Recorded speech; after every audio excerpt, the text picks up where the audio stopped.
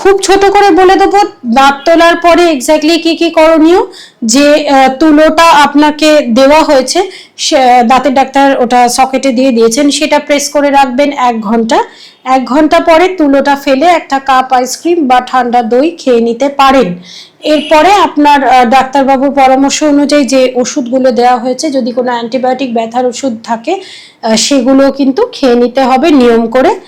এবং আপনি প্রথম 24 ঘন্টা ফুটন্ত গরম কিছু খাবেন না, থুতু ফেলবেন না, কুলকুচি করবেন না, ভারী তুলবেন না, এবং স্ট্র দিয়েও কিছু খাবেন না। নেশা জাতীয় কিছু জিনিস নেওয়ার অভ্যেস থাকলে সেটা বাদ দেবেন, তার কারণ এর থেকে কমপ্লিকেশন হতে পারে।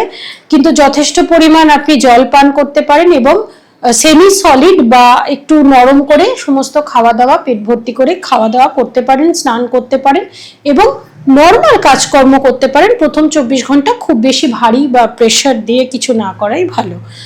আপনি দাঁত তোলার পরে প্রথম 1 ঘন্টা বা তারপরেও সেদিনটা একটু আইস অ্যাপ্লিকেশন করতে পারেন, এতে ফোলাটা কম হয়।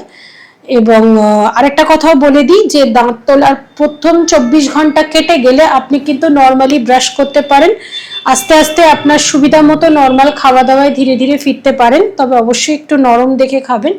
এবং উষ্ণ গরম জলে নুন ফেলে 3 থেকে 4 বার টানা 10 দিন কিন্তু নুন গরম জলে এটা কুলকুচিটা চালাতে হবে। এটা কিন্তু অবশ্যই মাথায় রাখবেন যে দাঁত তোলার প্রথম 24 ঘন্টা কেটে গেলে তবেই এই পদ্ধতিটি অবলম্বন করবেন।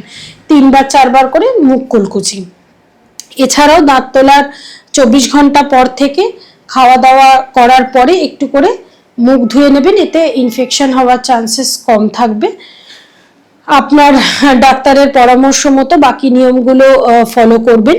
এবং এই বিষয়ে একটি ডিটেল ভিডিও আমার ইউটিউব চ্যানেলে দেওয়া আছে, আর একটু ডিটেলে আপনারা সেটা দেখে নিন। নমস্কার।